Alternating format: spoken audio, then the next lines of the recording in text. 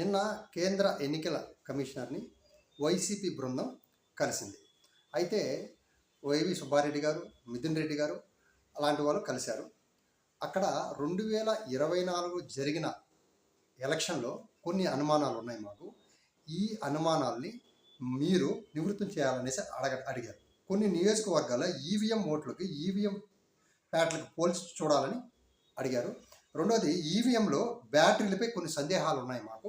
అలాగే ఏపీలో సాయంత్రం 6 గంటల పైన తర్వాత ఎక్కువ నియోజకవర్గ పోలింగ్ అయిన శాతాన్ని చూస్తే 50 లక్షల ఓట్లు పోలేయి, ఇది ఎలా సాధ్యం అని అడిగారు.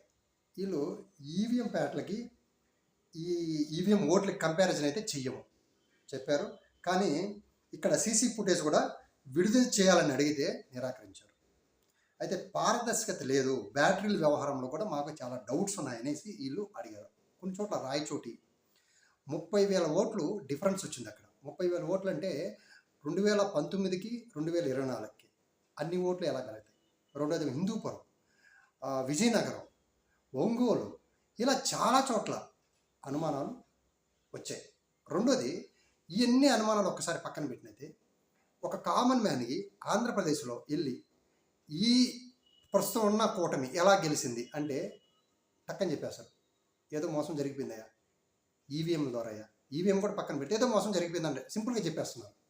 అంటే కామన్ మ్యాన్ కూడా మనం వేసిన ఓటు ఎలా పోయింది, ఎవరికో పడిపోయింది అన్న డౌట్స్ ఉన్నాయి. ఇది ఇలాగే కనుక జరిగితే ఇది వ్యవస్థలో పెద్ద పెను ప్రమాదం అన్న జరుగుతుంది.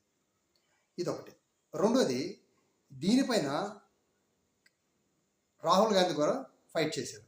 దీనిపైన అప్ పార్టీ వాళ్ళు ఫైట్ చేశారు. ఇలా విడివిడిగా ఫైట్ చేయడం వల్ల యూజ్ ఉండదు.